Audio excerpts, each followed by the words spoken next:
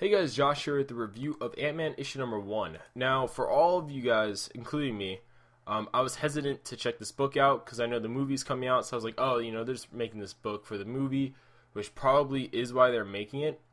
But man, for a book they could have easily just swept under the rug quality-wise. They really brought their A game. And that's not a pun for the fact that Ant-Man starts with A. They really crafted a great issue number 1. I hope this series can keep this quality because, they had my curiosity, but now they have my attention. So anyways, as you can see my pluses and minuses, this was a really fun book. The balance of comedy, serious moments, emotion, it was great. If I were to have to compare it to a Marvel movie to, give you guys a good idea of what I'm talking about, Guardians of the Galaxy is that type of feeling is what you got from this book. By the time you leave this book, you're not gonna be sad. You're gonna leave this book being like, that was a good book. It was fun reading it. I enjoyed reading it. You're not gonna leave, being in deep thought or something like that.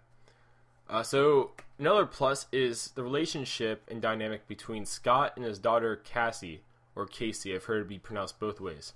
It's a really interesting dynamic they have because Scott's been killed before in comics, and so has his daughter. His daughter recently has been brought back to life. She was the hero's stature, and if I remember correctly, she's been brought back, but she's younger than she was before. Like, she's back in middle school now, which is all really interesting. And it's really cool to see, her be in this comic, because they could have ignored her character.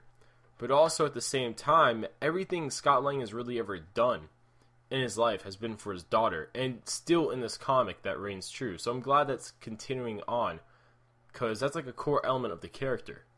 And to see that stay in there and be done so well is really great.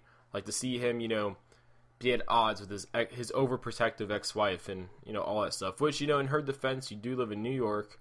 Your daughter has been killed before due to superheroic related activities, and so is your ex-husband. So I can see the overprotective sense. I can see that. Another plus I have is that it's not a movie clone. The movie's coming out in a few months, definitely less than a year away. We got the trailer very recently. So the fact that, the costume's obviously a bit different. It's not 100% like the movie. And, they could have easily made this just like the comic, or just like the movie. This comic could have all been about Hank Pym mentoring Scott Lang or something like that. But that's not what they're doing. And I'm really happy about that, because people that are checking out the Ant-Man comic, they need to check out Scott Lang. They need to check out Ant-Man, not, whatever the movie is going to do, because the movie is different. Also, it's a great jumping on point. For issue number 1, this was great. The resume scene stuff was on point, I think, for touching upon important aspects in Scott Lang's life leading up to where he is now.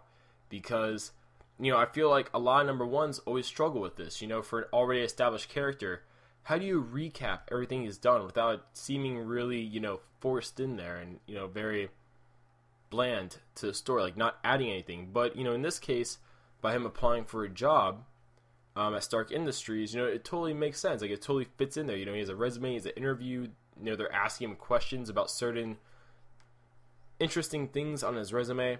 But yeah, also it gives me to my negative. He worked really hard in this issue to get a job as, like, head of security for Stark Industries, and at the end of it, I'm not gonna spoil what happens, but it's very, like, they don't really wrap that up so, like, with the bow, and maybe they'll get onto it next issue. But I'm really confused, due to how hard he worked and how he said he really wanted this job so he could have money for his daughter, so his daughter can go to a good college and not have to worry about money for that. And his ex-wife kept getting on him about having a good job, all that stuff. So, yeah, I'm really interested on finding out, where, the status of that is at, because it's kind of vague, by the time the issue ends. But anyways, definitely go check this book out. I highly recommend you guys buy it. If you guys are wondering, is it worth the money or not, it is. Go check it out. You don't have to be a fan of Ant-Man. Maybe this will make you a fan of Ant-Man, because the way that they write the character of Scott Lang in this, at least in this issue, is very well done. So that's it for this review, and I'll see you guys later. Hey guys, subscribe if you haven't yet. Like the video if you liked it, obviously. Share it on social media. Speaking of social media, we have a Twitter, so follow us on Twitter. We have a Facebook, so like us on Facebook. We do a lot on the social medias that we don't do on YouTube in particular. And we'll see you guys next time.